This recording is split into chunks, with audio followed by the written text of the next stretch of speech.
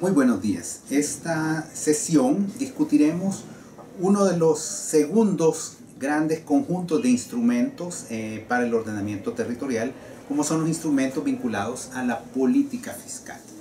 En este caso veremos en la sesión de esta mañana cómo los instrumentos fiscales pueden ser relevantes para el ordenamiento territorial, no solo y no principalmente para recaudación de recursos, sino que sobre todo para utilizarlos como una manera de orientar la acción privada y pública en el territorio. Para eso primero veremos algunos elementos introductorios generales acerca de la política fiscal y luego estudiaremos diversos instrumentos. Veamos algunos elementos introductorios. Bueno, ¿qué es la política fiscal? ¿Por qué nos puede interesar en términos de ordenamiento del territorio? Bueno, hay que decir y hay que partir de varias premisas importantes. En primer lugar, cuando hablamos de política fiscal, nos estamos refiriendo a un conjunto amplio de instrumentos para generar ingresos públicos, es decir, ingresos para el Estado en cualquiera de sus diferentes niveles. Estos ingresos sirven para, por un lado, financiar la inversión pública y por otro lado también para financiar el funcionamiento general del Estado. Este es un primer elemento importante. El segundo elemento por el cual nos interesa la política fiscal es porque es un instrumento fundamental de redistribución de los ingresos entre la sociedad. ¿Por qué? Porque estamos partiendo del principio en que la mayoría de los ingresos, de los tributos que recibe el Estado, provienen de aquellas familias con mayores recursos económicos, mientras que reciben mucho menos de las familias de menores capacidades económicas. Y al contrario, el Estado provee servicios e inversión que favorece sobre todo a las familias de menores capacidades económicas y con ello está haciendo realmente una redistribución de ingresos de las familias de mayores capacidades a las de menores. Claro, esto es un principio, lo que se llama la progresividad. Vamos a decir que es un ideal que aspiramos a alcanzar con la política fiscal, generar recursos desde aquellos que tienen mayores capacidades hacia los que tienen menos capacidades. Aquí veamos en esta lámina una serie de ejemplos de lo que recolectan ciertos países en términos de ingresos públicos por parte del Estado. En El Salvador sabemos que el Estado recoge relativamente pocos recursos. En el año 2012 se estimaba que era alrededor del 14% del Producto Interno Bruto, lo cual es bastante menos que otros países, incluso Honduras, por ejemplo, recoge el 15%, otros países latinoamericanos como Chile el 19%, Brasil el 26%, y no digamos casos más elevados como puede ser en Estados Unidos alrededor del 30% del Producto Interno Bruto es recolectado bajo formas de impuestos, o países europeos como Alemania recolectan el 40%. Esto nos da una idea de la debilidad fiscal de un país como El Salvador. Veámoslo también con algunos números en relación al presupuesto de cada país. En el fondo el presupuesto lo que nos está haciendo es reflejar la capacidad justamente que tiene cada estado de recibir ingresos y poderlos entonces poner a disposición de la población, ya sea para la inversión pública o para el funcionamiento general de la administración.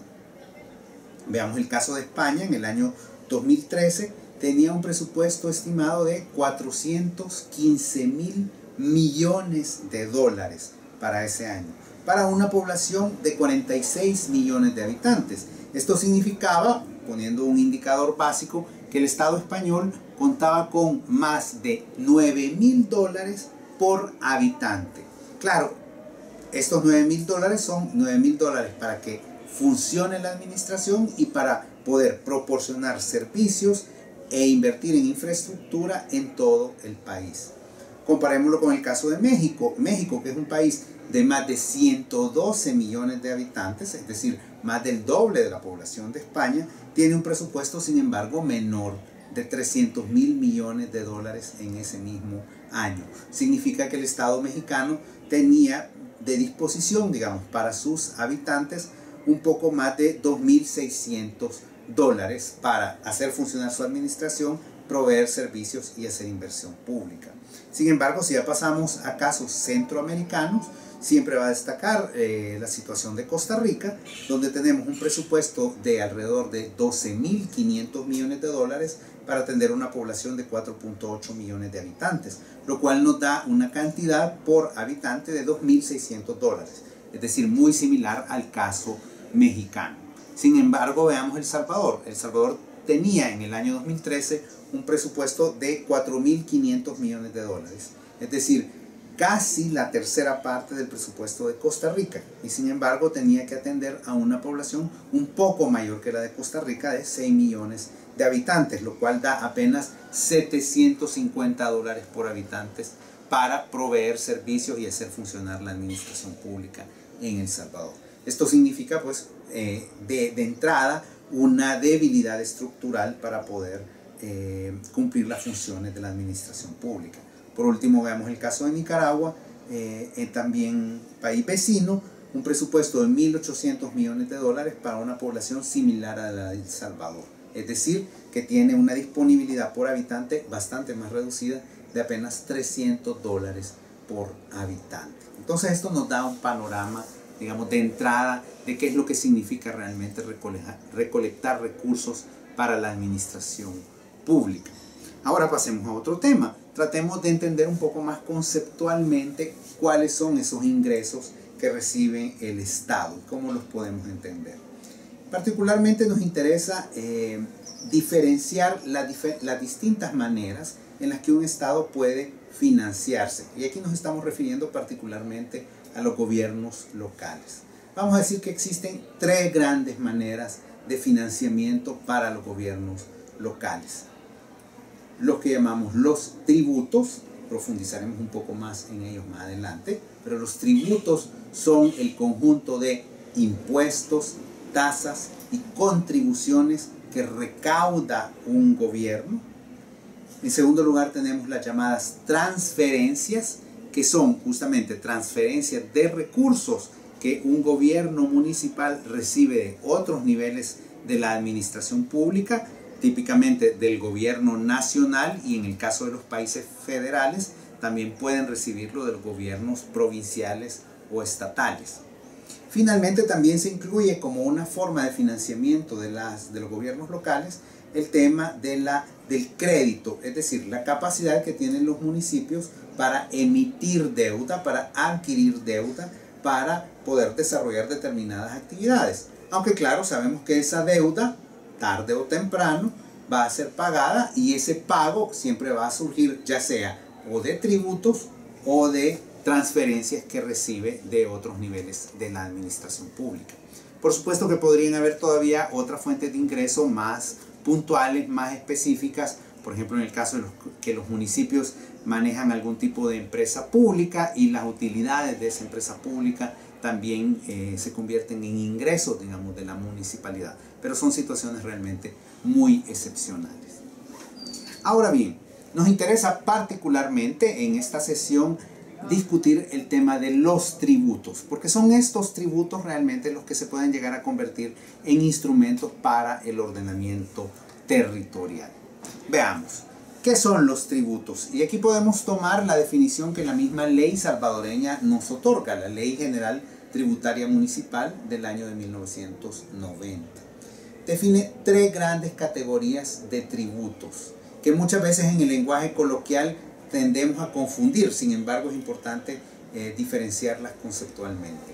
Entonces tenemos la categoría amplia de los tributos, en primer lugar, y dentro de los tributos se encuentran los impuestos, es decir, que son aquella parte de los tributos que son recaudadas por la municipalidad, se dice por el poder de imperio, porque el Estado tiene la capacidad justamente de exigirle a sus ciudadanos que contribuyan a su financiamiento.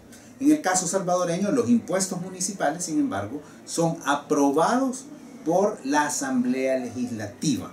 Es decir, no son aprobados por la municipalidad, sino que son aprobados a nivel de la Asamblea. Porque nuestra Constitución le otorga a la Asamblea Legislativa el monopolio de exigir impuestos a la ciudadanía. El segundo gran elemento, digamos, el segundo gran tributo, son todo lo que denominamos las tasas. Las tasas realmente son un pago en contraprestación por un servicio. Es decir, si la municipalidad otorga un servicio a la población, tiene la capacidad de cobrarle ese servicio a la población. Típicamente en El Salvador, las municipalidades cobran, por ejemplo, el alumbrado público, cobran la recolección de basura, porque son servicios que efectivamente prestan. O incluso cuando vamos a una municipalidad y obtenemos una partida de nacimiento o una partida de matrimonio y pagamos, estamos pagando una tasa realmente por el servicio de emitirnos esa partida de nacimiento o esa partida de matrimonio. Finalmente tenemos las llamadas contribuciones especiales. Las contribuciones especiales también son un pago de los ciudadanos al municipio en contraprestación por una obra local o por un beneficio que presuntamente una obra local le puede llevar a un particular.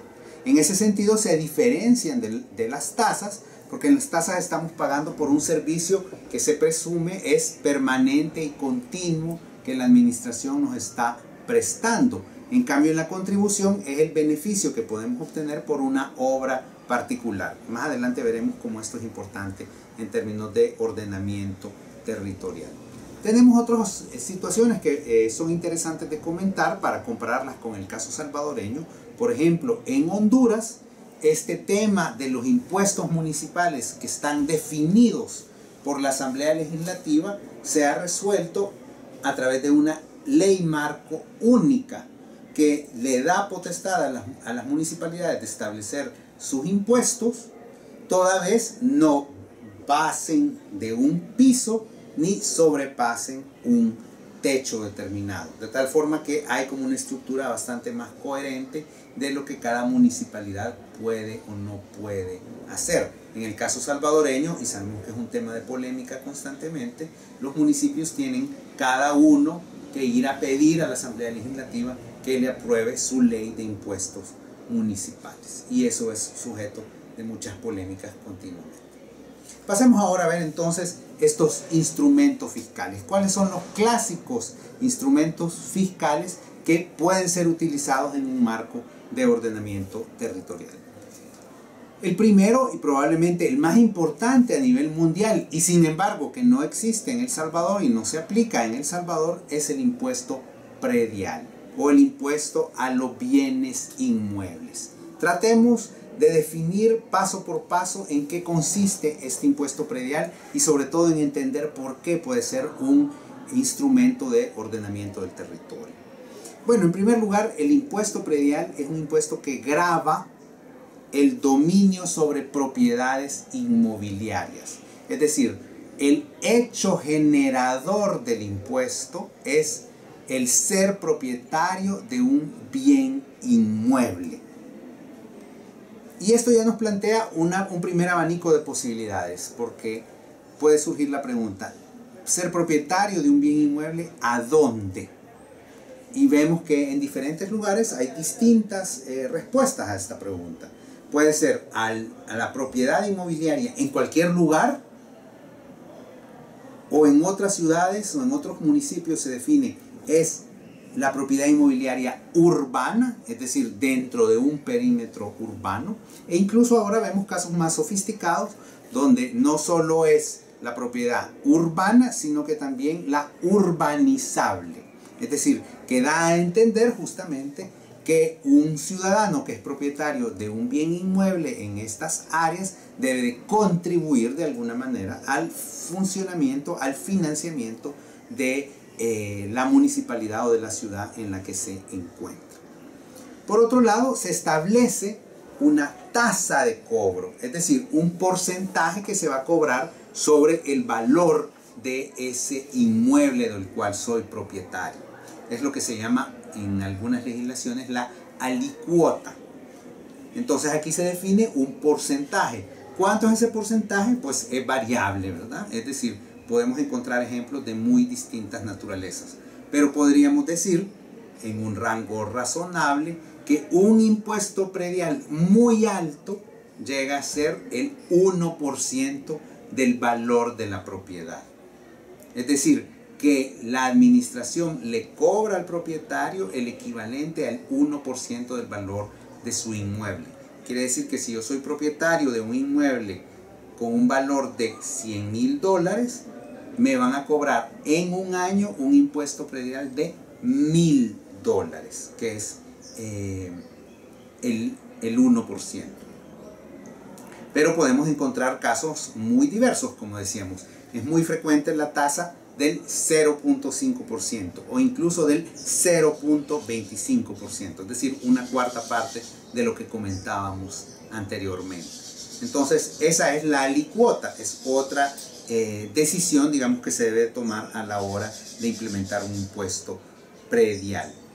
Otro tema que puede ser sujeto a la discusión es si en el valor del inmueble se incluyen las mejoras, notablemente las edificaciones, o si solo se cobra al valor del suelo en sí mismo.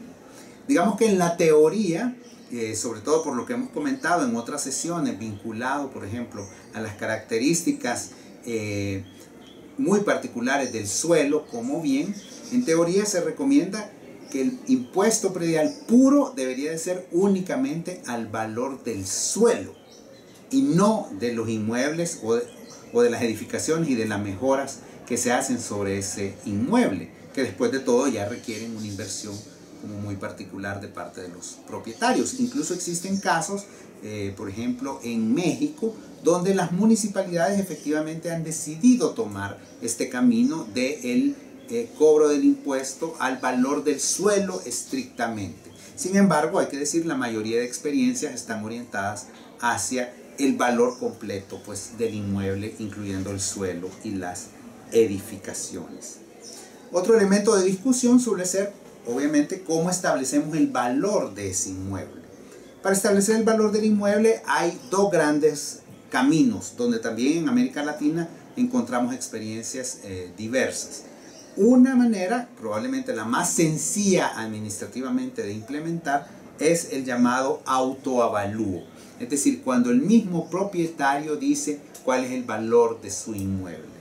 Esto significa que año con año me llega una boleta y yo establezco en esa boleta cuál es el valor que yo le estimo a mi propiedad. Y sobre ese valor calculo entonces, según la alicuota que me corresponde, cuánto es lo que yo debo de pagar en calidad de impuesto predial. Esa es una manera de hacerlo. Por supuesto que esto puede tener las debilidades de que siempre vamos a tender a subvalorar las propiedades. Es lógico. Aunque se pueden implementar también mecanismos, digamos, de evalúos aleatorios como para de alguna manera amenazar, digamos, a los propietarios que traten de ser lo más transparentes posibles con el valor, porque si en dado caso llega un valúo de parte de la administración pública y se descubre que hay una diferencia demasiado grande, pues se puede imponer incluso una multa. Sin embargo, pues en la mayoría de lugares también hay una tendencia a que ese valor sea definido por la administración que recauda el impuesto. Esto significa que la administración tiene que estar preparada para poder definir razonablemente los valores de los inmuebles dentro de su jurisdicción. Esto significa pues conocer a detalle el mercado inmobiliario. Y siempre puede surgir también una discusión si el impuesto se va a imponer sobre el valor comercial, es decir, el valor de mercado del inmueble, o se va a imponer sobre el valor catastral, es decir, el valor que quedó registrado, por ejemplo, en la escritura pública donde se hizo la última transferencia del inmueble en cuestión. Entonces ahí vemos que hay un abanico realmente muy grande de posibilidades para establecer el impuesto predial. Otro elemento que es importante, si lo vemos ya aquí en la presentación, es cómo hacemos el cobro del impuesto predial. Lo más frecuente es que se hace un cobro anual, como decíamos, un único cobro anual. Es decir, que en el primer trimestre del año yo debo de liquidar mi cuenta de impuesto predial según el cálculo que haya efectuado. Existen variaciones y en algunos lugares se dice, bueno, no es un cobro anual, sino que ese monto usted lo puede pagar a la administración en plazos mensuales o trimestrales, dependiendo de cómo se quiera organizar el sistema. Usualmente cuando se plantea la posibilidad de un pago único, es muy frecuente además que se haga un descuento sobre el impuesto a pagar. Es decir, que si yo tenía que pagar ese impuesto predial de $1000 y yo lo quiero pagar en una sola cuota, me pueden hacer un descuento, por ejemplo, del 30%. Eso es algo bastante frecuente, digamos, en la administración del impuesto predial. Ahora bien, ¿por qué creemos que el impuesto predial es efectivamente un instrumento de ordenamiento del territorio? Y como decíamos, nos interesa no solo porque genera recursos, genera ingresos para la municipalidad o para la administración pública, sino porque puede contribuir efectivamente a una estrategia de ordenamiento del territorio. Bueno, son al menos 4 grandes elementos que nos interesa destacar en este punto. En primer lugar, es importante porque relaciona la riqueza del territorio, medida en este caso por el valor de las propiedades que están dentro de este territorio, con la posibilidad de financiarse de parte de la administración pública. Y esto tiene la posibilidad de convertirse en un círculo virtuoso. Insistamos en este tema. Es decir, estamos diciendo que el ingreso, la posibilidad de ejecutar obras, de dar servicios, de funcionar de la administración en un determinado territorio, está directamente relacionado al valor de las propiedades de ese territorio. Podríamos decirlo de esta manera: no habrá propiedades valiosas en un lugar donde la administración pública sea pobre. O si en un lugar los predios son valiosos, eso debería significar que la administración pública también tiene recursos para efectivamente invertir en ese territorio. Otro elemento importante es que el impuesto predial nos da la oportunidad, por un lado, de exonerar ciertas actividades o usos que consideremos socialmente justos en este territorio. Es decir, también es posible establecer exenciones al impuesto predial y a su pago. Aquí que estamos hablando, por ejemplo, la vivienda social podría estar exenta de pagar impuesto predial, o las instalaciones que tienen que ver con actividades como la educación o la salud no necesariamente van a pagar impuesto predial. Sin embargo, también teóricamente uno de los principios que habría que buscar respetar es tener el menor número de exenciones posibles para evitar ciertas distorsiones en el cobro del impuesto. En tercer lugar, también el impuesto predial puede prestarse a poner en práctica un criterio progresivo, es decir, un criterio que efectivamente plantee que aquellas propiedades de más alto valor deberán pagar más que aquellas que tengan un valor más bajo, porque es bastante lógico que quien posee un inmueble valioso tiene mayor capacidad de pago que aquel que tiene un inmueble menos valioso. Y en cuarto elemento, digamos que nos interesa también plantear en este sentido de vínculo entre el ordenamiento del territorio y el impuesto predial, tiene que ver con la posibilidad que el impuesto predial nos da de gravar, de castigar, digamos, la especulación del suelo. Esto es muy importante porque puede contribuir entonces el impuesto predial a dinamizar un mercado inmobiliario y hacer participar entonces a la administración pública, a la localidad, en el proceso de aumento de valor de los inmuebles. ¿Qué quiere decir esto? ¿Por qué decimos que castigamos la especulación? Porque si yo sé que año con año debo de estar pagando un monto por poseer un inmueble, eso me hace estar menos dispuesto a tener ese inmueble ocioso. Y eso es particularmente importante en las áreas urbanas. Es decir, yo no voy a tener interés en tener un inmueble ocioso en el Centro Histórico de San Salvador si sé que año con año tengo que estarle pagando $1000 a la municipalidad de San Salvador y yo no voy a estar sacándole ningún provecho a ese inmueble? Claro, ustedes me dirán, ¿y qué hace ese propietario si no tiene los recursos para invertir en el inmueble y ponerlo y volverlo más productivo? Pues entonces lo lógico es, para que no pierda dinero, es vender ese inmueble. Y al hacer eso estamos dinamizando el mercado inmobiliario. Ahora veamos qué resultados da el impuesto predial. Si nosotros vemos el caso latinoamericano, en el conjunto de países de América Latina, el impuesto predial recauda nada más, voy a decir, alrededor del 0.32% del Producto Interno Bruto, contra el país que más recauda impuesto predial en el mundo, que es el Reino Unido, donde se recauda el 3.4% del Producto Interno Bruto. Es decir, que en el Reino Unido se recauda proporcionalmente 10 veces más impuesto predial que en América Latina.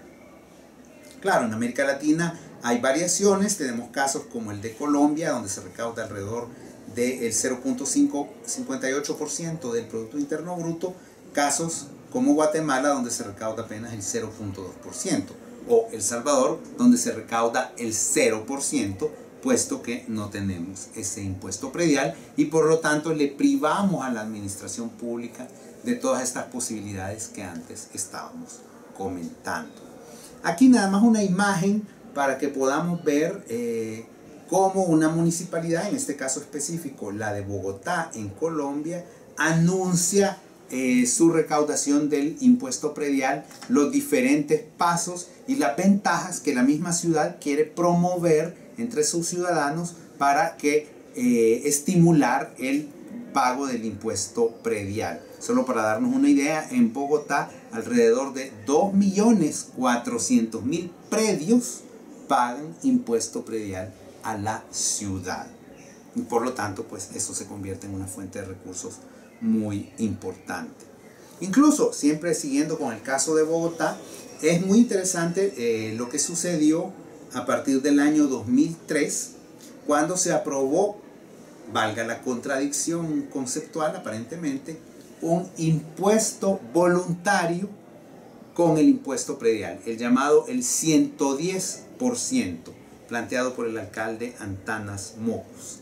¿Qué se trataba? Este instrumento era decirle a los ciudadanos que al momento de calcular su impuesto predial le agregaran, prácticamente en calidad de donativo, un 10% adicional. Es decir, si yo tenía que pagar $1.000 ese año en impuesto predial, que le agregara voluntariamente 10% más, es decir, otros $100, como un gesto de solidaridad con la ciudad, porque me siento un ciudadano responsable de la ciudad. Y esto, además, era lo interesante, digamos, el atractivo del planteamiento, que ese 10% no se iba a ir al Fondo General de la Administración Pública, que por supuesto siempre es criticada por ser ineficiente, por tener demasiados empleados o por pagar, digamos, los gustos muy particulares de algunos funcionarios, sino que ese 10% iba a ir exclusivamente a un fondo orientado a financiar el plan de desarrollo urbano de Bogotá. Ese es un primer elemento interesante. Un segundo es que le daba al contribuyente la opción de decidir en qué área, en qué rubros quería que su dinero fuera invertido. Y le daban varias opciones, como podía ser inversión en nuevas bibliotecas públicas, en nuevos parques municipales o en vivienda social.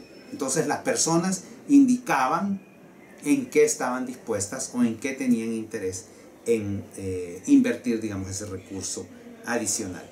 Y finalmente, obviamente, todo esto lo que tenía era ante todo un valor simbólico, ¿verdad? Es esa idea de, a través de los impuestos, no solo ver los impuestos como la carga que son, sin duda para todos, pero verlos como un símbolo de ciudadanía y de compromiso con el territorio, en este caso con la ciudad. Esto es realmente muy importante en la administración pública en Bogotá. Hay que decirlo, a partir de un cambio de administración que sucedió posteriormente, el número de personas, digamos, que voluntariamente pagaban un 10% más, se ha reducido drásticamente.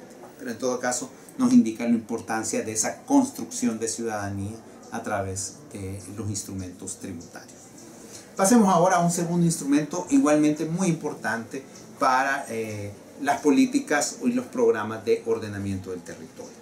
Es el impuesto a las plusvalías. Y aquí interesa también que diferenciemos bien este impuesto predial o a los bienes inmuebles que acabamos de describir con el impuesto a las plusvalías. ¿Qué es este impuesto? Bueno, es un tributo que grava, es decir, que castiga, cuyo hecho generador es el aumento de precio de los terrenos. Pero aquí hay algo muy importante. El aumento de precio de los terrenos cuando es originado por la acción del Estado.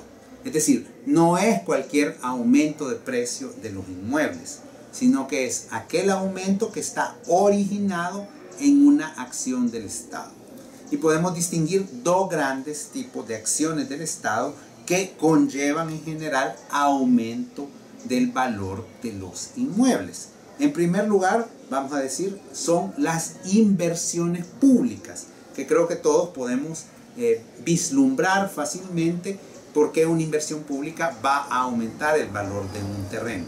Por ejemplo, cuando el Estado hace una carretera, cuando el Estado introduce agua potable en una determinada zona, lógicamente los inmuebles que están directamente beneficiados por esa inversión pública aumentan de valor. Lo conocemos en las periferias urbanas, es muy notable esto.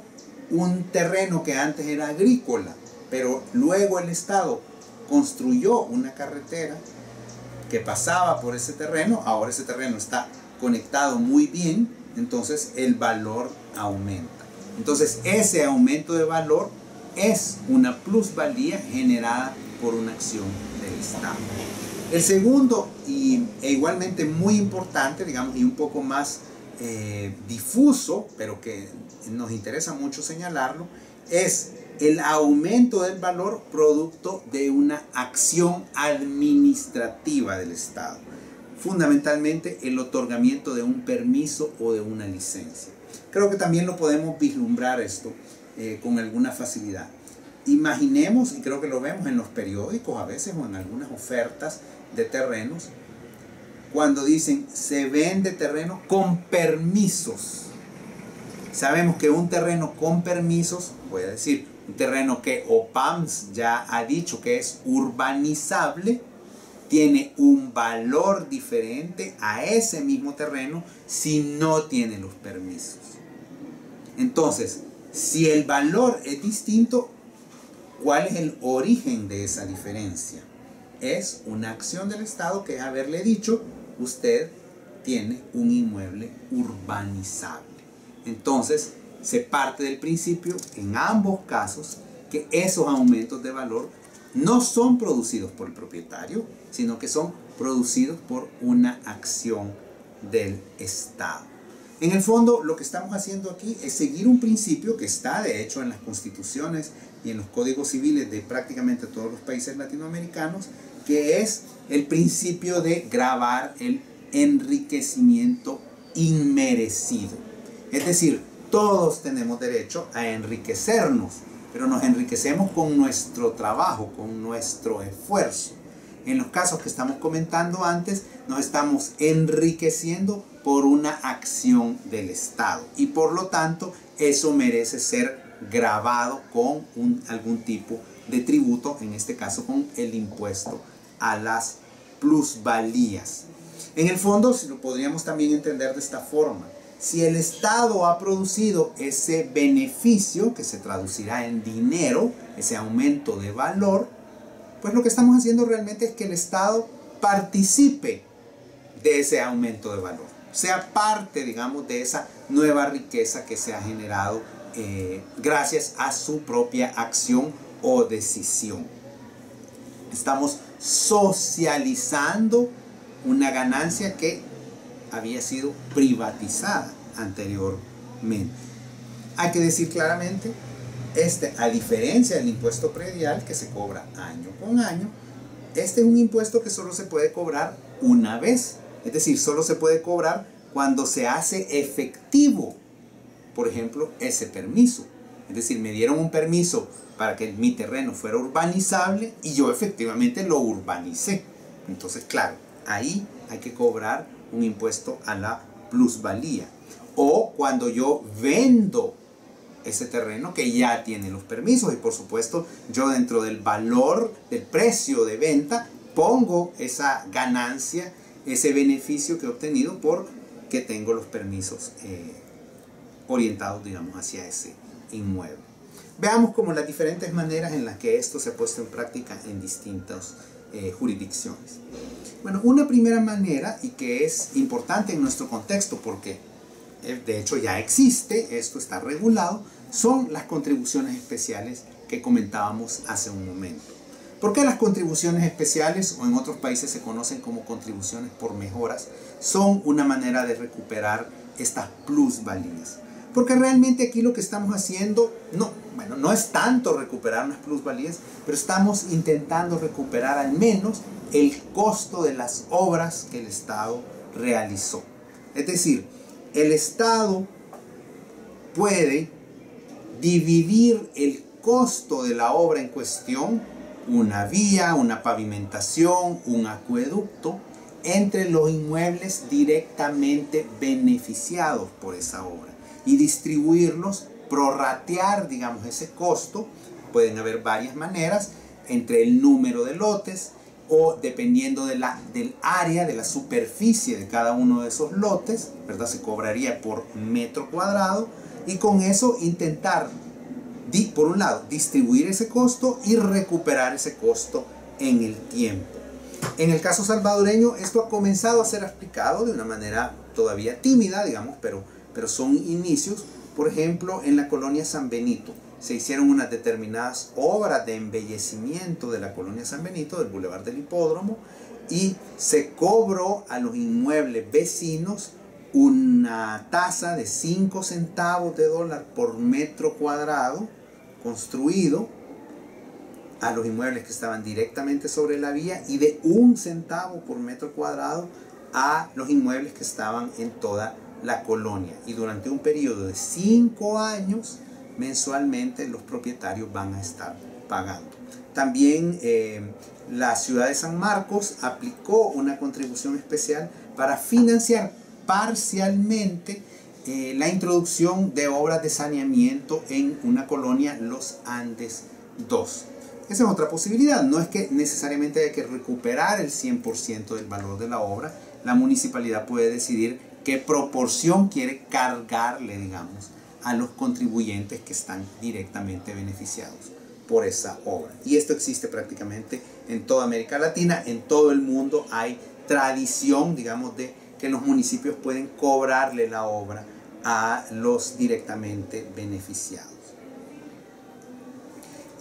Algunos temas colaterales, por ejemplo, en el caso ecuatoriano, también se ha estimulado a las municipalidades a que recuperen el valor de sus inversiones, atando esto a, por ejemplo, las transferencias que reciben desde el gobierno nacional. Es decir, el gobierno nacional le va a transferir más si el municipio es capaz de recuperar una parte mayor de las inversiones que realiza en su territorio. O, por ejemplo, en el caso de Honduras, se ha viabilizado todo esto a través de acuerdos entre las municipalidades y los bancos. Entonces, los bancos financian a la municipalidad para que pueda ejecutar la obra, puede decir, para abrir una vía, y tiene entonces inmediatamente la municipalidad el dinero para poder ejecutar la obra. Pero por otro lado, la municipalidad aprueba la contribución y el fondo que se recauda con la contribución va directamente al banco. Nuevamente son maneras de evitar que el dinero recogido con estos instrumentos vaya, digamos, al fondo general, donde siempre hay pues tantas susceptibilidades de qué es lo que va a pasar con él. Otra manera de hacerlo es más claramente con lo que llamamos un impuesto al cambio del valor.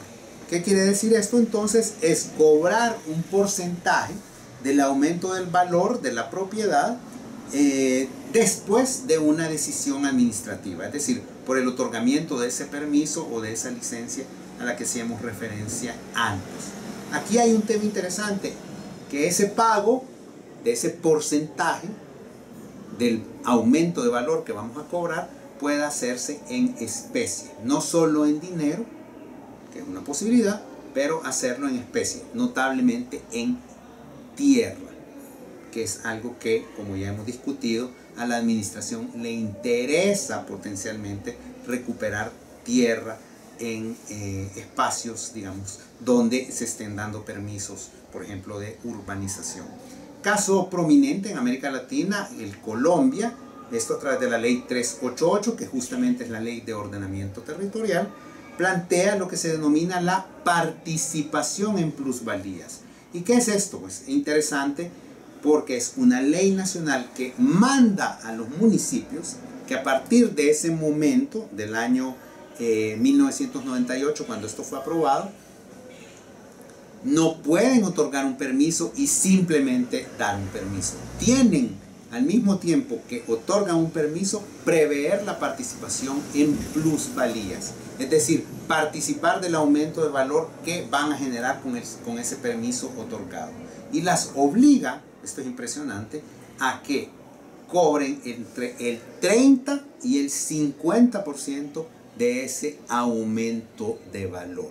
Quiere decir que si mi propiedad valía $100,000 sin permisos y vale $200,000 con permisos, la municipalidad debe de recibir entre 30 y $50,000, que es, digamos, ese porcentaje del aumento del valor. Claro, esto implica, por supuesto, ya lo decíamos, el monto puede ser pagado en especie, puede ser pagado en tierra, no es necesario desembolsar esos 30 o $50,000. Y por otra parte también significa conocer con bastante precisión el mercado inmobiliario, es decir, cuál era el precio de ese inmueble antes de otorgar el permiso, cuál es el precio de ese inmueble con los permisos. Y esto pues obviamente obliga a las municipalidades a generar nuevas capacidades. Vamos rápidamente a otros instrumentos complementarios, digamos a estos dos grandes. El impuesto a los baldíos es algo que escuchamos bastante. Es realmente un impuesto predial. Es un impuesto predial dedicado o exclusivo, si ustedes lo quieren ver así, a aquellos inmuebles que no tienen ningún tipo de construcción ni ningún tipo de uso. Los estamos castigando justamente por estar ociosos, notablemente en las áreas ya urbanizadas. Un impuesto a los baldíos no tiene sentido en los espacios rurales, hay que decirlo claramente. Es un impuesto específicamente urbano. ¿Y qué es lo que hacemos? Pues lo mismo que con el predial, establecemos un porcentaje sobre el valor del inmueble que le vamos a cobrar año con año al propietario. En algunos países como Brasil, incluso esto se ha planteado como un impuesto creciente en el tiempo. Es decir, a medida que pase el tiempo, ese porcentaje aumentará. Algunas variaciones particulares. En Costa Rica se ha planteado y existe ya desde hace aproximadamente 10 años un impuesto no a los baldíos, sino que a la vivienda de lujo, pero es también un predial, solo que dedicado a las viviendas que tengan un valor superior a los $200,000. Y que es interesante, los recursos generados con este impuesto van para financiar obras y proyectos de vivienda de interés social. Pero digamos es una variación entonces del impuesto predial. Un cuarto punto, pues, un cuarto instrumento son las tasas por servicios. Las tasas que ya explicábamos, pagamos todos con la energía, con la recolección de la basura, pueden ser también un instrumento de ordenamiento territorial, sobre todo cuando quieren reflejar, por un lado, un criterio de progresividad, es decir, le vamos a cobrar más al que tiene más capacidad de pago, pero por otro lado también cuando incorporamos dentro de la estructura de la tasa el hecho de que es más caro prestar el servicio a determinadas localizaciones, notablemente en la periferia. Es decir, es más caro que el camión de la basura vaya a 20 kilómetros a recoger la basura que vaya a 5 kilómetros a recogerla. Y evidenciar esto convierte pues esto en una potencialidad para desincentivar la expansión de las periferias urbanas. Y es una manera de evidenciar los costos que tiene el hecho de configuraciones territoriales urbanas más dispersas. Concluyamos entonces con un quinto instrumento, las transferencias. Las transferencias de fondos pueden ser también un instrumento de ordenamiento territorial. Lo decíamos hace un rato, las transferencias son recursos recaudados, por ejemplo, en el gobierno nacional, pero que se transfieren a otras administraciones, notablemente a los gobiernos locales, en el caso salvadoreño. Y en El Salvador sabemos cómo funciona esto, es el FODES, el Fondo de Desarrollo Económico y Social de las Municipalidades, que manda, digamos, a través de una ley, que el 8% de lo recaudado por el gobierno nacional sea transferido a las municipalidades. ¿Qué significa esto? En el caso salvadoreño, en el año 2014, 333 millones de dólares fueron transferidos del gobierno nacional a las municipalidades. Interesante ver las variaciones territoriales de estas transferencias, justamente en la escala nacional. Por ejemplo, de esos 333 millones de dólares del FODES, se estima que alrededor de 133 millones fueron generados en el municipio de San Salvador. Y sin embargo, el municipio de San Salvador, en calidad de FODES, solo recibió 4.9 millones de dólares. ¿Qué quiere decir esto? Que mucha riqueza que se generó en el municipio de San Salvador no se quedó en San Salvador, sino que fue distribuida a otros municipios del interior del país. Una especie, llamémosle así, de solidaridad territorial. Los territorios más ricos aportan dinero para los territorios más empobrecidos. Y eso es un principio que en términos de ordenamiento del territorio puede ser importante.